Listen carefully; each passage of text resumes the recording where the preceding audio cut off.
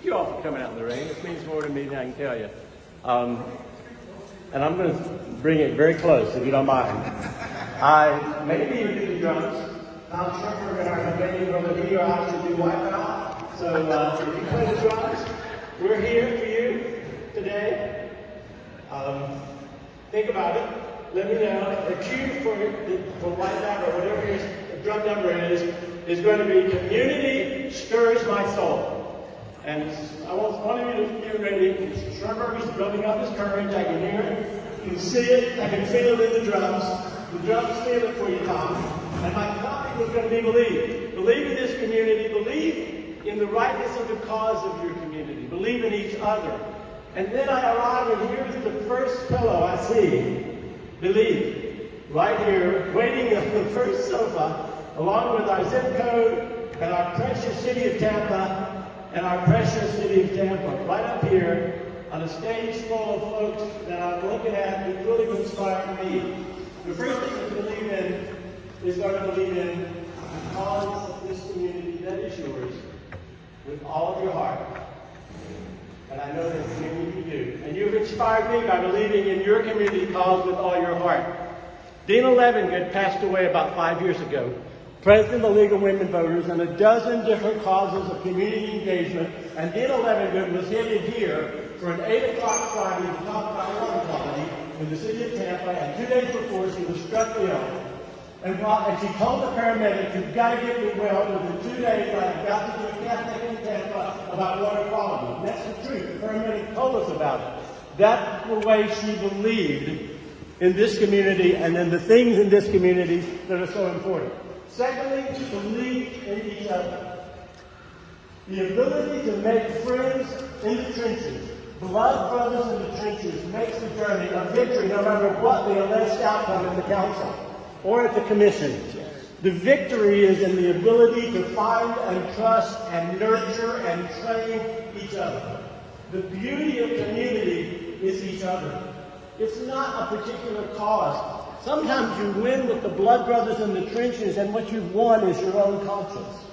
Which brings me to the third ingredient of believing, and that is believing in redemptive moments. What are redemptive moments? When Mark Howard was leaving Florida Trend, he quoted Rabbi Steiner to the effect that in our lives we have three kinds of moments. We have frustrating moments. Some people say we live in quiet desperation. We have productive moments. Those are the great ones, right? No, they're not the great ones. The great ones are the redemptive moments. They're the moments that redeem ourselves and then redeem each other and our community. The redemptive moments are the most important moments, not, of course, the productive ones. Fourthly, believe in forgiveness. Forgiving yourself, forgiving each other, forgiving the one on the other side. I'm not going to use the word enemy. I'm going to use the one on the other side. Because when you're in community, and many of you have taught me about community, by the things that you do and the way you do them, and the way you stand up, and the way you do newsletters about what's going on, and the way you guys show up, and the way you guys find out what's going on. Believe not only in each other, but believe in the forgiveness of those on the other side of the issue.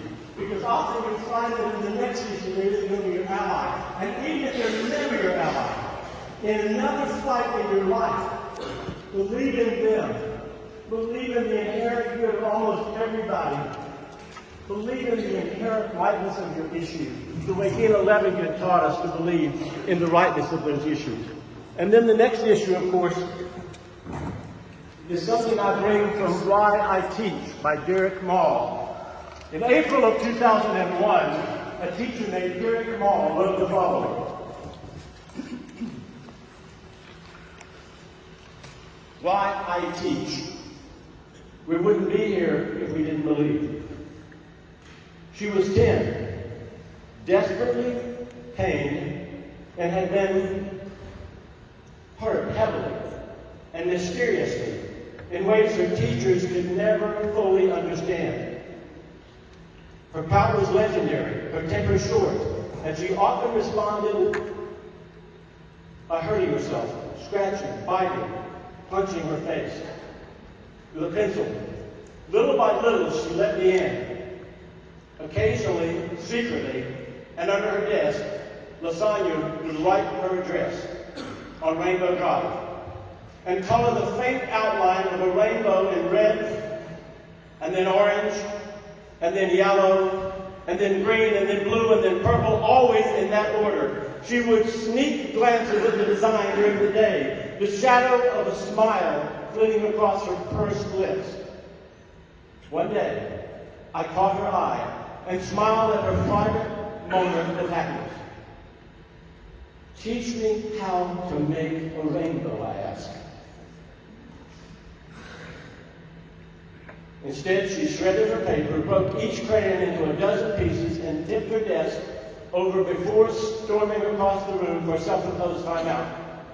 So I launched a rainbow campaign, leaving notes on rainbows, rainbow in her work, playing rainbow songs, overwhelming her with rainbows so there wasn't enough time in the day to destroy them all.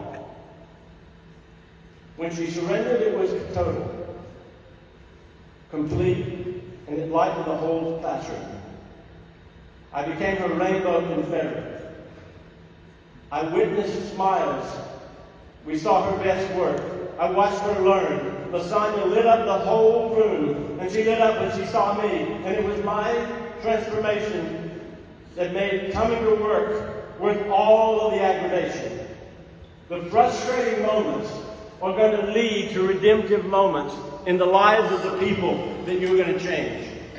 And I thank each one of you for inspiring me with the way each one of you has done so. Speaking your truth quietly, I watched you learn from your mistakes. Mistakes are a pathway to victory if they're well learned from. In 2010, we failed in our effort to get funding for our transportation. Why did we fail in 2010? Because everyone wanted their way for the first railroad to go to USF or to go to the airport. We failed because we didn't specify which would be first. And instead of everyone assuming they'd be the beneficiary first, everyone assumed they'd be last instead of first. As a result, it failed. We fixed that in 2018, and although it was thrown out by a court, it got 57% of you to vote for the courageous funding of transportation. We learn from our mistakes. We learn in the trenches from each other. I encourage you to also believe in the beneficiaries. Not just the Lasagnas of the world, your rainbow confederates, to believe in your beneficiaries. Dean Levengood, my community hero, the late Dean Levengood, had us 30,000 people who are working real estate. I see many of you are from real estate. Thank you for coming. And thank you for leading. 30,000 people out of work in real estate in 2008, and we pulled together a group. And the way we put together a group was to simply, I called on the former president of Commercial Real Estate Women and told her that the next morning I was speaking at the Tampa Alliance of Real Estate Organizations, and would she please come and support us to try to find some way to help those who are out of work in real estate in 2008. I showed at the meeting, Tampa Bay Alliance for Real Estate, and they said, we don't have any money, we don't have any executive director, we don't know how to help you. Sorry, 30,000 people are out of work in real estate. And all of a sudden, behind me appears this former president of Commercial Real Estate Women.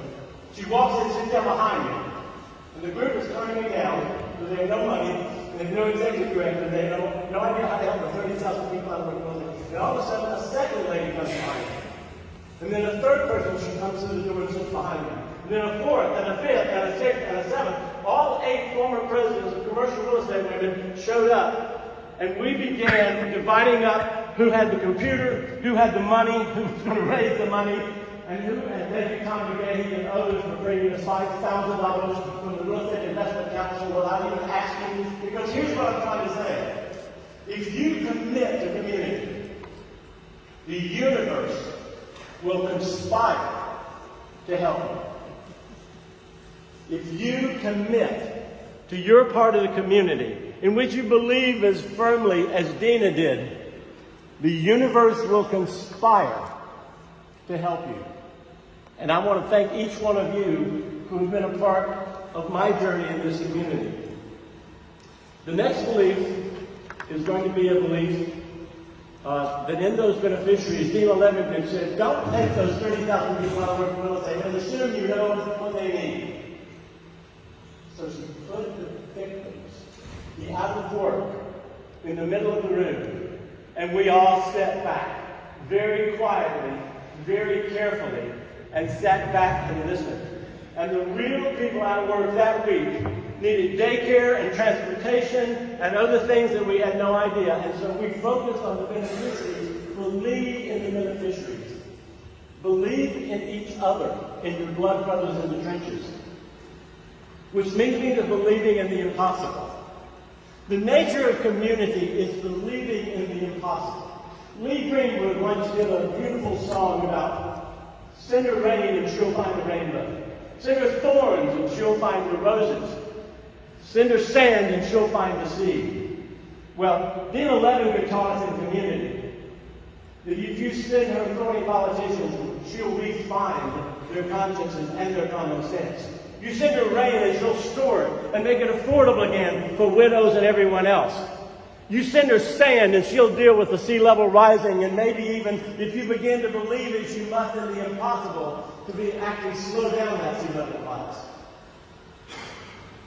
In each of you is the Lasagna Rainbow Confederate. In each of you is a life being changed, sometimes thousands of lives being changed. Which brings me to believing in the process. Many of you were probably tempted to the rebel, and one of the courses I'm teaching at USF, Lifelong Learning, is going to be on Samuel Adams. Another one on Vladimir Putin. Talk about believing in the process. But the process of revolution in community must start with a respect for the institution first. Not with going against it, but with working with it. I learned as a young lawyer that a fellow who lost his retirement, who could not afford a lawyer, but he came to me on the base as a legal assistance officer. I had 30 minutes per client. And he said, I lost my retirement to the state retirement system. And I said, go down and get a good lawyer. He said, no, I want you. I'm thinking, well, I'm going to be in law school for 3 months, and I only got 30 minutes, and I got the next guy here on the base as a legal assistance officer. He said, no, I want you. So finally, it was 30 try. I found a little technicality, and I sent it in a letter by him, so say, on his own behalf. And the state sent a 13-page brief explaining why poor Chief Warrant Officer Walter Steinhardt must lose his retirement. He didn't qualify by technicality. Finally, after 6 weeks, the court issued a ruling, and it ignored the 13 pages of cases why Chief Warrant Officer Walter Steinhardt should lose his retirement. It said, based on the following section, 38103C, I'll never forget it, Chief Warrant Officer Steinhardt is technically entitled to his retirement based on the following. And I believe in the process. I believe in the city council. I believe in the county commission. They don't always do the right thing, but their hearts are usually, if not always, in the right place. And they're doing the best they can with what they've got.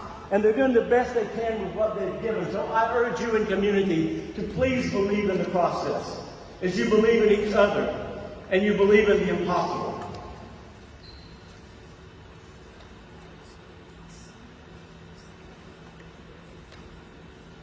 And in believe in forgiveness.